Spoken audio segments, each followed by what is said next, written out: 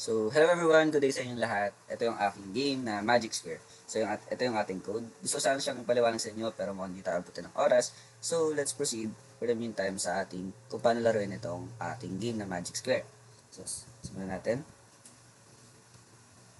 So, itong Magic Square nating game, meron siyang dalawang difficulty. Normal, maglalabas siya ng 3x3 square. Hard, maglalabas siya ng 5x5, which is mas mahirap. So, ito yung mga instruction. Papaliwanag ko na lang siya habang naglalaro tayo. So, try muna natin yung normal. Parehas lang naman siya na mag-work. So, ayan. Ito yung target sum natin. Target value natin is 117. Dapat lahat ng rows, lahat ng columns, and lahat ng diagonals is mag-equal sa 117. Now, meron tayo 3 chances to generate the number if ayaw natin ang 117. So, try natin kung meron tayong 3 generate number. Yun, nag-iiba siya ng diba? From 11, naging 87, 30. So, wala na ata tayong generate number. So, ayun nga. Nag-reach tayo ng maximum attempts to generate number.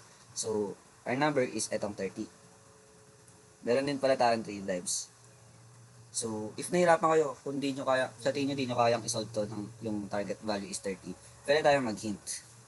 If natin tong hint, maglalabas siya ng 9 possible na number na pwede nilang gamitin para masagutan nito ng Magic Square. Nangyari-arrange na lang nila kung paano. So, 6, 7, 8, 9, 10, 11. Although maganda siya, magdadagdag ito ng 5 minutes sa ating time, which magpapababa sa ating rank. Meron kasi tayong rank under 5 minutes, under 10 minutes, so mag-fall under kagad siya sa 10 minutes. So, try natin sagutan. So, ayun. Nakuha natin yung tamang Magic Square.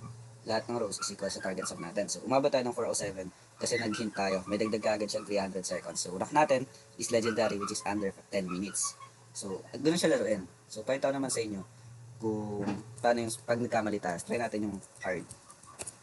So, ayun, ganoon pa rin siya na ulit naman yung generate natin. Meron pa rin tayo 3 generate and 3 lives. So, try natin sagutan ng mali. So, ayun. Ito yung ginawa nating Magic Sphere is mali siya. So, ito maglalabas siya ng 62, itong algebra problem. So, try natin sagutan. As long na mali yung answer mo, mag-generate siya ng panibagong algebra problem. So, try natin siya sagutan. Ayan, so, tama yung ating sagot, 0.74, negative 0.74. So, ayun, tingnan natin kung nabawasan ba yung lives natin. Nabawasan siya. So, meron pa tayong isang function which is Control-C or any other na error. Pwede natin siya gamitin as, pwede natin, kung gusto natin mag-restart ng game. So, pag gusto natin yes, magre-restart siya. Pag in-spam natin siya, mag-ulit-ulit lang siya. Pag no natin, mag-exit na siya. So, ayun lang. Thank you for watching. Ako si Charles Darrell, Binicard from Beauty City 2A. And ito yung aking Magic Squares. Thank you.